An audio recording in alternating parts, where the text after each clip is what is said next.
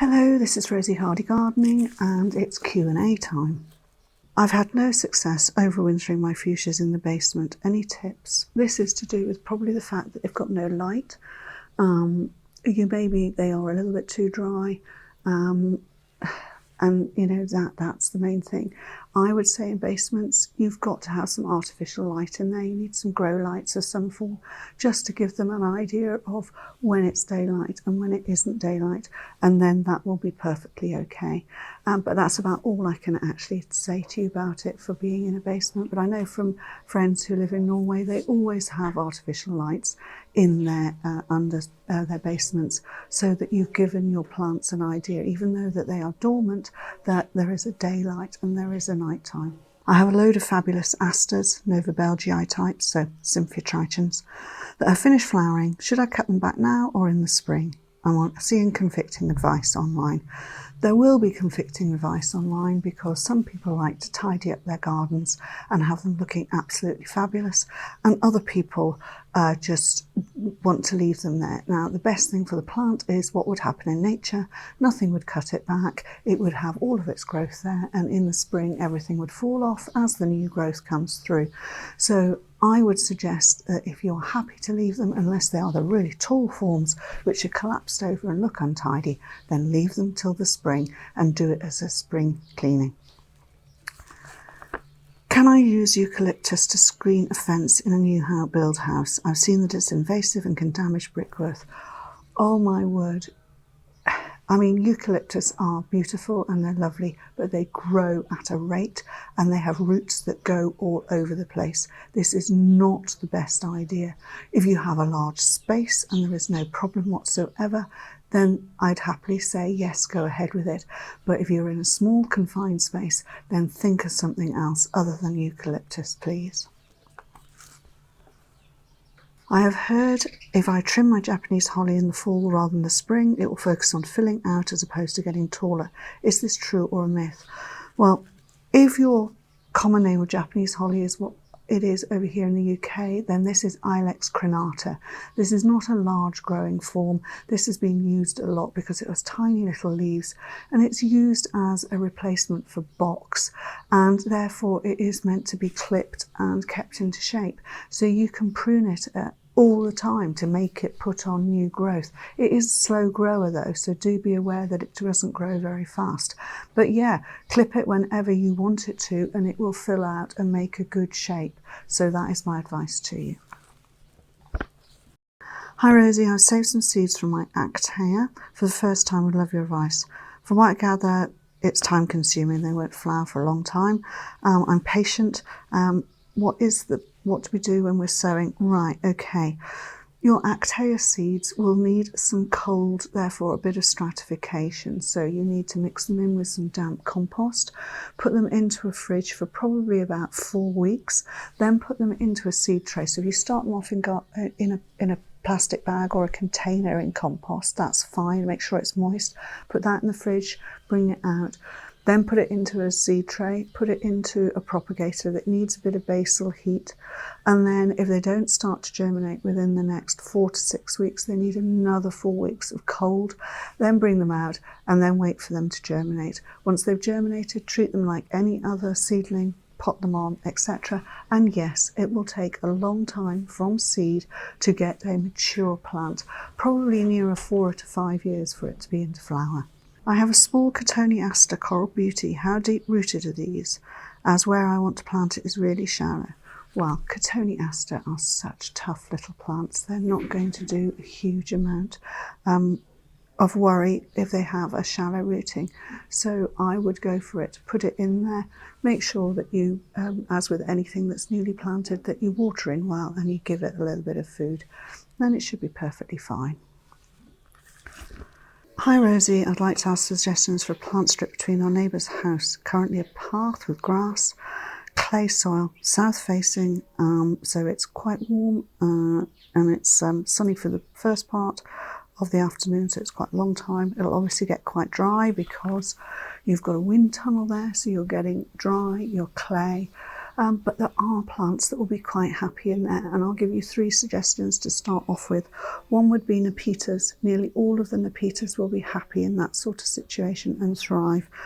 Any of the hardy geraniums will do well for you, and Alchemilla mollis. Now I know all of those are herbaceous, but I'm sure you'll be able to find some shrubs as well that will go in there and help, but you need to get your ground cover in first so that you've got something going, and then put some taller stuff in. If I plant Iris reticulata in the lawn, can I mow over them at the end of the spring like crocus? Thank you.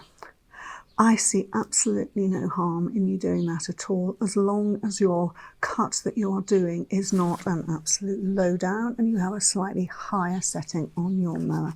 My own are in a grass area, and they are perfectly fine. They get mown over, so I wouldn't worry about it at all. Just don't try and do it too early after they've flowered, because they do require that foliage to feed the bulb that is there. I have a Patio peach which is planted against a warm wall, but every year they're blemished. They taste fabulous, the leaves curl, they obviously have a pest. I brought something to water into the base and sprayed, it doesn't make any difference. I'm wary of what else to do. This sounds like true peach leaf curl. Peaches and nectarines, when they get rain splash onto the leaves, they suddenly get these curled and gnarly leaves, and that basically is what you've got. And you just need to make sure that you don't get any rain splash on the leaves. If they're on a wall, you can put a little sort of, well, like a curtain over the top. If you have a look at old greenhouses, or even old walls where peaches and nectarines are done, there was like this pull-out shutter that was at the top, which basically got the rain and then down. Lower down, you might get a little bit of peach leaf curl. It doesn't spread, it only spreads by water. So that is what you need to do. You need to try and avoid them. So they need some sort of umbrella over the top so that they stop getting that water and that rainwater going down, and then you should have much better leaf and they'll be much healthier. Rosy, earlier in the year you identified plants up to 40 centimetres with fibrous roots to stabilise a sloping ground. Have you any suggestions for things which are up to about 1 metre? Okay, and you are an exposed site in southeast England. Brilliant. Okay, so there are some shrubby things which have got good fibrous roots, and they will then lock and hold the soil and grow a little bit taller. So you've got hypericums. They do a brilliant job. They're really good. You can get them from 30 right the way up to 1 metre. So that is what you're looking for. Spireas, they are another shrub which is very good, interlocking, having good fibrous root and giving you a good colour. So you've got a yellow there and a pink. And then one of my favourites is Indigofera keraloii, which again, it's a herbaceous shrub, so it meanders around, so it's got really good fibrous roots, and that is good for locking in. And all of these will be happy in an exposed situation. This one made me laugh. UK Zone 8, Miscanthus zebrinus, 15 years old and a total thug. Tried to dig it up, tried to split it, even tried a digger and can't get it up. Oh dear, yes. Now, they make huge big clumps and they just sit there. I'm sorry, but if you've tried a digger and you can't get it out even that way, then the last resort is probably you're going to have to use some sort of chemical spray on it. What I would suggest though is as the plant grows up, make sure you keep on cutting it down, and the more you weaken it, the better it is. And then you probably are just going to have to do a chip away and get rid of it and get going. And anytime you see any of it starting to grow again, cut it down. Otherwise, I think you find it's going to have to be a glyphosate. I don't like recommending chemicals, and I know a lot of people don't like using them, but in this case, I think that's the serious job that you're going to have to do. What can we use for vine weevil control instead of nematodes in cooler months? I cleaned the roots, repotted some primroses that had grubs in the pot, and I can see notching of the beetle stage in the new leaves already. Thank you. The problem is that although you've emptied and cleared out the pot itself, there will be other weevil around in other areas, and they may be coming in and notching because they know those plants and they like them. So that's one thing. You can get nematodes for cooler seasons. So there are nematodes to use for the summer months, and there are nematodes to use for the early spring and the late autumn. So take a look at that, because that is one of the best way.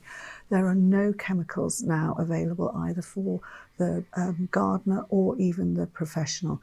And so it is a matter of just trying to keep the stock clean. Whenever you see adults, kill them, squash them. Whenever you see grubs, get rid of them. And if you don't like squashing the grubs, then put them into a little bowl, put them on your bird table, and the birds will love them. Hi Rosie, I'd appreciate some help. I live in the Channel Islands. I'm floundering the problem area in the garden, trying to create a woodland feel. 2 sections of garden. There's conifers with exposed trunks. So basically what you mean there is that they're crown lifted, which is great. So you've got a canopy. Soil's not fantastic. It's dappled shade, not exposed. Might be a slight wind tunnel. Trying to protect some young fruit trees further along. Hoping to put a mix of evergreen and deciduous shrubs of different heights to create a casual screen. Okay, so basically you're needing plant material that will grow in those conditions, which is absolutely fine, and giving you interest. You also want interest all year round. So I would say have a look at Osmanthus. There are some really lovely forms of Osmanthus out there. They would do really well. They will give you some flower, but you also get evergreen. Myrtus communis, lovely, really, really good. They're scented, and you get that lovely fluffy white flower on them. So that's a good one as well. And then if you want something which will give you interest in the winter and give you a lot of leaf cover during the summer, then Cornus midwinter fire. So Cornus sanguinea midwinter fire, that would be great as well. Do I need to cold stratify Knautia macedonicus seeds to get them to germinate? Are they a herbaceous perennial? When is the best time to get young plants in the ground? You're in Spain and it heats up in April. Okay, so you don't need to stratify Knautia macedonica. It's quite an easy one to germinate. It will come up very quickly, so that is no problem at all. And planting out of those can either be done in the autumn or it can be done in the spring. So as soon as you've got plants germinated, they've come up, get them potted on and get them out in the spring. If you can get them out probably beginning of March, so they've got the whole of March to get themselves and roots down and established, they should be fine. Or if you can't do it then set some seed late summer, get plants growing on and put them in the autumn. Either will work. Hi Rosie, could you recommend annuals for part shade? I'm trying to give the middle of the border a lift before the hydrangeas. Preferably something that's about 50 centimetres. Okay, so there are some really nice annuals that will do in part shade. And I know, as you say, not a lot of people recommend for these. So Nicotiana, there are plenty of different types of Nicotiana out there, all sorts of lovely ones. And also they have a perfume, so that's really good. So that's one. Another one would be Lunaria annua, so that is your honesty. And again, you get variegated leaf forms, you can get white flowered, you can get purple flowered, deep, almost blue sort of coloured ones, so that is really good. And then the other thing that's really good is Trypolium or nasturtiums. They work really well in a shady spot. Have fun with them. Hi Rosie, I recently put a selection of drought-tolerant grasses in a border. I'd like to know what to do with them for the winter. They're not fully grown, they've only been in the ground for 2 months. Not sure whether I should cut them down or leave them. Thank you. Right, now with the majority of grasses, if you don't know which forms they are, then the best thing to do is leave them until the spring. They'll look a lot better for you if you do that. And if these are newly put in plants, then definitely leave them. You will see how they grow in the spring. You can then either thin out dead foliage or you can cut back. So that is the way to go with those. So I would leave for the moment. Rosie, I live in the desert southwest Texas and I have a deal of tender perennials like Gora salvia, Greggii, lantana, gazanias. El Paso TX, where we had quite mild winters and we do still get freezes. Maybe 2 or 3 harder freezes than 28 degrees. I do mulch, but typically 2 inches. Is this sufficient? I also opt not to cut any of my plant material. Thank you. You're doing basically everything that you should be doing, Mark. You're doing very well at not cutting back the plant material and also mulching. I think your 2 inches is maybe a little bit skimpy. I think you perhaps need to put a little bit more, which will give a bit more protection. So that is something, so maybe up to 3 inches would be good, but otherwise you're doing all the right things for the plants that you've got. Okay, now this person has asked so many questions, and I'm sorry, we do say 1 question only per person. If you have other questions, keep them and add them to another time, and then we will try and answer those then. Okay, so I've chosen the one that I wanted to answer on this one, and this is Tetrapanax rex. Should the leaves be cut off for winter? It's my first year of having this in the ground and it's already 5 foot tall. That's brilliant. It sounds as though it's doing really well.